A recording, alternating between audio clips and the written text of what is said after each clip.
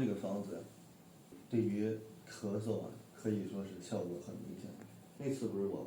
咳嗽嘛，有一个特点就是那个声儿，咳嗽里面带气管震荡的那种声音。还有一个就是这个，到晚上睡觉的时候咳一阵厉害，白天其实稍微轻了一点。还有一个就是痰和鼻涕比较多。我当时那个时候我就记得我那痰其实是有点黄的，不算那种典型的小青龙汤里面说的那种清晰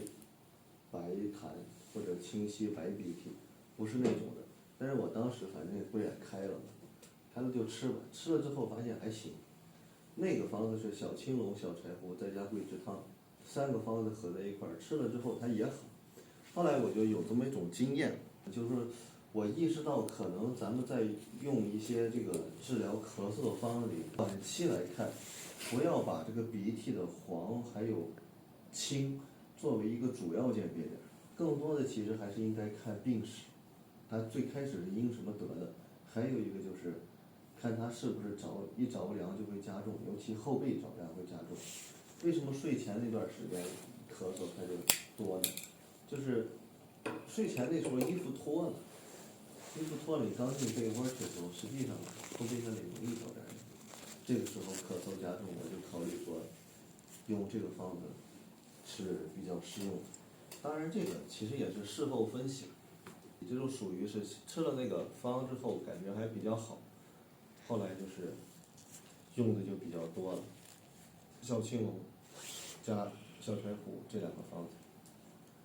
或者有时候出汗多的再加桂枝汤。这3个方子我喝过，老夏也喝过，老杨也喝过，老夏喝这个比较明显，他有一阵鼻涕流的可厉害，对，就喝了大概就一碗。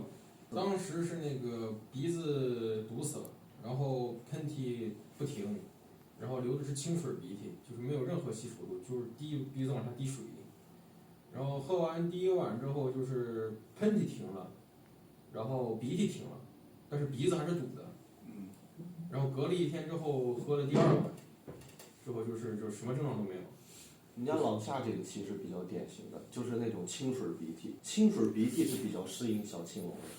老杨也喝过这个方子，老杨前2天又喝那个药，喝了之后他也见好，所以我认为这个方子它对于这个上呼吸道的这个咳嗽啊，还有这个感染啊，是有比较明确的效果的。我觉得这个还是要有一定鉴别点的。你看小青龙嘛，行水的，而且我后面喝多了，如果阴虚或者津液少的话，它因为一直发，它可能不是很适合。吃了之后有什么难受的？干啊。吃了之后比较干是吧？而且我感觉它是对津液，如果它不够的话，它喝了之后它可能会难受，类似于那种心慌烦躁。这个问题吧，应该就是属于这种青龙汤类的方，还有真武汤类这种方，它进去之后，它比较消耗体内的水分，体内的津液会比较消耗，所以说，如果体内比较干燥、津液不足的这种啊，使这种方子可能就感觉会烦躁、心慌。之前咱不是也说过吗？麻黄汤类的方，青龙汤类的方，还有真武汤类的方，这几个方就是吃的时间长，或者这人本来体内水分不多的话，会出这种问题，重病积脂吧。但是老夏吃估计就没什么问题，多吃几副也行。那种舌头比较水的、比较大的那种，吃这种小青龙比较合适。我给我妈喝，那个药煮了2遍，2个汤和在一块儿，就喝了1顿，然后就是脑袋晕的不行，吐了，然后吐完之后就好了，也没有什么其他症状。她当时也是过敏性鼻炎，